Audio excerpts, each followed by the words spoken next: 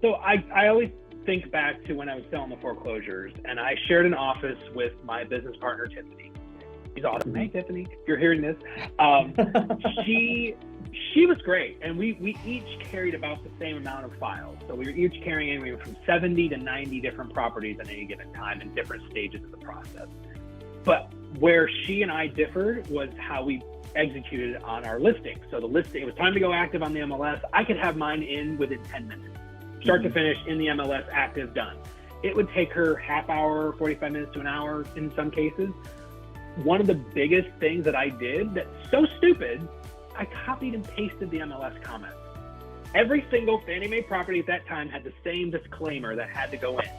She would sit there and type it all every time. I had a Word document. I got here's the comments that go in the realtor remarks. Here's the comments that are public. I had that process. I had to copy and paste. I knew where all my photos were. It's just a basic organization. And you may think, well, that's not a big deal. An hour, maybe I saved 20 minutes. Let's be nice and say it took her 30, took me 10. Okay, 20 minutes. How many listings a week did I have to do that across the next? Yep. And that's where I think most agents that aren't that don't have like a team structure, and I'm not shilling for teams. I have my opinions about teams, but I think individual agents, that's where they fall down, is they don't think about like, what is it that I do over and over and over again? It's like, yes, every transaction is different, but there are common things every single time you have to do. Like paperwork. Do you have a checklist? Do you know what forms you have? This form is required on every transaction. Why do you forget it? Because you don't have a system in place to remind you, I need this form. If your listings say the same thing over and over, just as simple as having the paragraph somewhere where you could just grab it and paste it in. Right. It might be 2 minutes. It's shaving a minute off here and a minute off there makes all the difference. When your time is worth, let's say, $100 an hour, saving 20 minutes, that adds up. Yeah.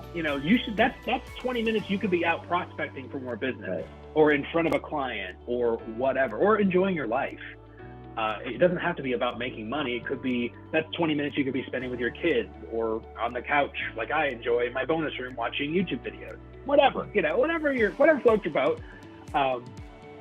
So that's where I think if agents were more, they would just be honest with themselves and say, I'm going to sit down and I'm going to try to think of what I do consistently where I can shave some time off. Or, and this is where the honesty comes in, are there things that maybe I'm not great at doing that I could have somebody else do for me? Yeah. Like, I suck at this. Yeah. Could I pay someone to do this for me? You don't have to be an expert in everything in real estate. I have the greatest respect for agents that go, I'm horrible at my paperwork, so I pay someone to do it. Awesome. You're great at getting that client to the finish line or getting them to sign that contract, but maybe you're not great at writing the contract, the offer. Get somebody else to do it for you. You're not great at your clear to close, contract to close process, then pay somebody to do it for you. Go out and do the thing that you're good at. I've got agents where I'm like, if I could literally just have them go on listing appointments and that's all they did, I would love it. Because everything else is weak, but man, they can nail those listings every time. Their paperwork's a nightmare, but they can bring in listings. Yeah. Get somebody to do that for them. That's where teams can have a place, but I think brokerages also can look at it and say, what can I do to make your life easier? Can I take some of this operational stuff off of you so you can go out there and do what you're good at? Some agents are great at prospecting. And they can't close a deal to save their life. Others can't make a phone call or hate cold calling, but if you put them in front of a hot prospect, they'll close the deal. Yeah. Find a place for them. You don't have to do everything cradle to grave when you're an agent. There are so many services out there now. You could literally compartmentalize every single piece of the process and only do the 3 or 4 things that you actually enjoy.